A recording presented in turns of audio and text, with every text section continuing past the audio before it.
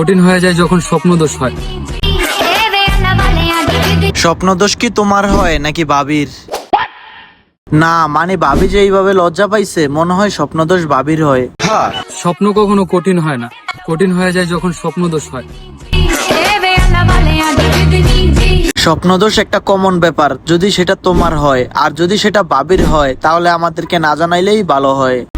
আপুদের জামাইরা তাহে বিদেশ আপুদের সুখের জন্য, কিন্তু জামাইরা তো আর জানে না আপুরা সুখেই আছে, পা তুলে তাদের লাঙ্গের কান্দে। প্রবাসীর বউরা লাঙ্গের কান্দে পা উঠাইয়া সুখে থাকে, সেটা তুমি কেমনে জানো?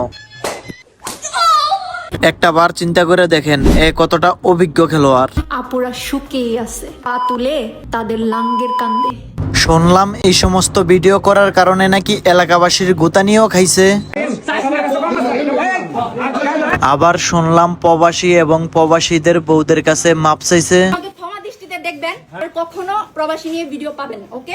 চাপের মুখে এই নোটি প্রবাসী এবং গ্রামবাসীর কাছে মাপ চাইলেও বাস্তবতা ভিন্ন। অন্যের কাছ থেকে টাকা কে তার ভাষ্যমতে অযোগ্য ব্যক্তির বিচার করতে আসে। এর ভাষ্যমতে গ্রামবাসী টাকা খাইয়া এর বিচার করছে, আর আমার ভাষ্যমতে এর দুই পাও কান্দে লইয়া দুই পাও কার বাসে টানাইয়া ইচ্ছা মতো কাঁচা মোত্তাইকের বাড়ি দেওয়া দরকার, যাতে না পারে পায়জামা খুললা কেউরে দেখাইতে, না পারে মলম লাগাইতে।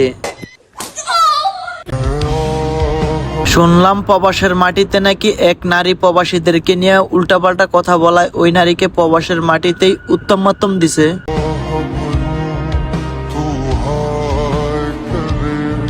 মানে কথা হয়েছে প্রবাসীদেরকে নিয়ে উল্টাপাল্টা মন্তব্য করলেই ভাইরাল হওয়া যায়, আবার মাইরও খাওয়া যায়।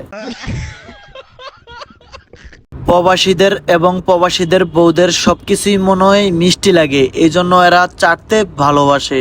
চাড়ো আর যাই করো, প্রবাসী এবং প্রবাসীদের বউদের পিছনে লাগলে কিন্তু তোমার জীবন অন্ধকার, কারণ তোমার ভবিষ্যৎ প্রবাসীদের হাতে। ধন্যবাদ।